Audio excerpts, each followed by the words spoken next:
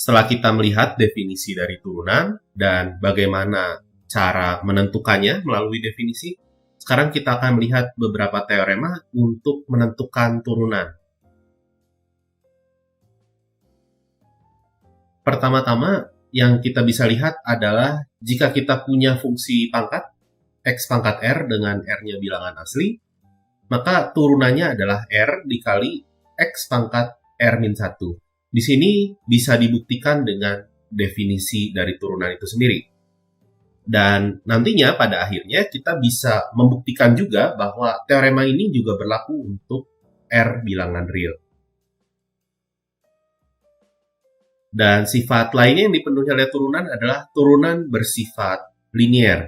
Artinya, penjumlahan dari dua fungsi, pengurangan dari dua fungsi, dan perkalian satu buah fungsi dengan konstanta itu juga terdiferensial dengan aturan turunan dari penjumlahan fungsi adalah penjumlahan dari turunan masing-masing fungsinya, begitu juga dengan pengurangan, serta hal tersebut juga berlaku untuk perkalian fungsi dengan konstanta. Dan aturan-aturan lainnya yang bisa kita lihat, aturan-aturan dasarnya adalah aturan perkalian. Jadi di sini perkalian dari dua buah fungsi juga akan terdiferensial di X apabila masing-masing fungsinya terdiferensial di X dengan aturan berikut. Jadi jika kita ingin menurunkan F kali G, maka yang akan kita punya adalah turunan F dikali fungsi G ditambah fungsi F itu sendiri dikali turunan dari fungsi G. Dan ini adalah aturan untuk pembagian dua buah fungsi, aturan hasil bagi atau aturan pembagian. Jadi pembagian fungsi F dengan G, jika kita turunkan, kita akan peroleh F aksen dikali G, dikurangi F dikali G aksen, seluruhnya dibagi dengan G kuadrat.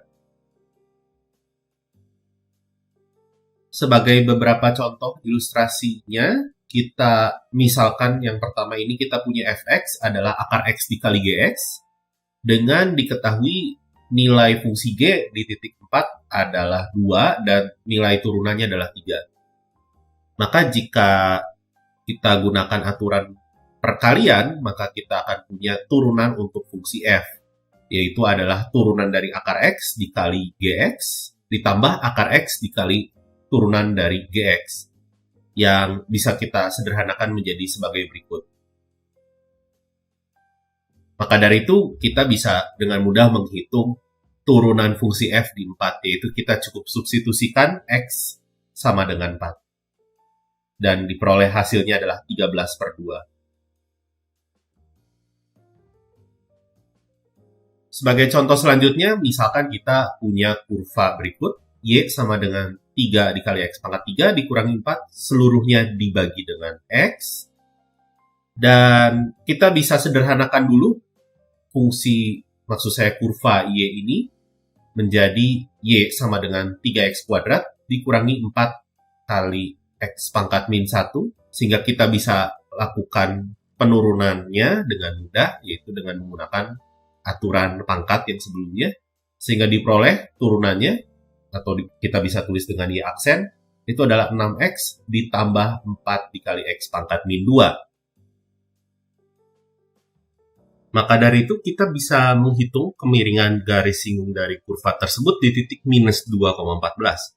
Yaitu kita cukup substitusikan x sama dengan minus 2 ke dalam persamaan y aksen kita. Sehingga kita peroleh y aksennya di titik x sama dengan minus 2 yang adalah minus 11. Maka dari itu kita bisa menentukan persamaan garis singgung dari kurva tersebut di titik tersebut.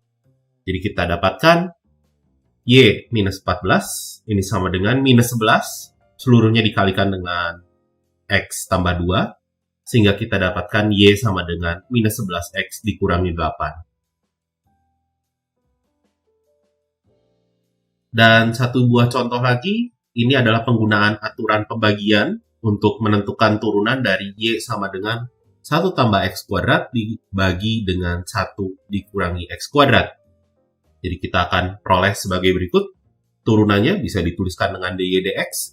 Ini adalah turunan dari 1 tambah x kuadrat, yaitu 2x dikalikan dengan 1 min X kuadrat, lalu dikurangi dengan 1 tambah X kuadrat dikalikan dengan turunan dari 1 kurang X kuadrat, yaitu minus 2X. Dan seluruhnya kita bagi dengan 1 kurang X kuadrat yang dikuadratkan. Maka dari itu, ini bisa disederhanakan dan bisa diperoleh hasil akhirnya adalah 4X dibagi 1 kurang X kuadrat yang dikuadratkan.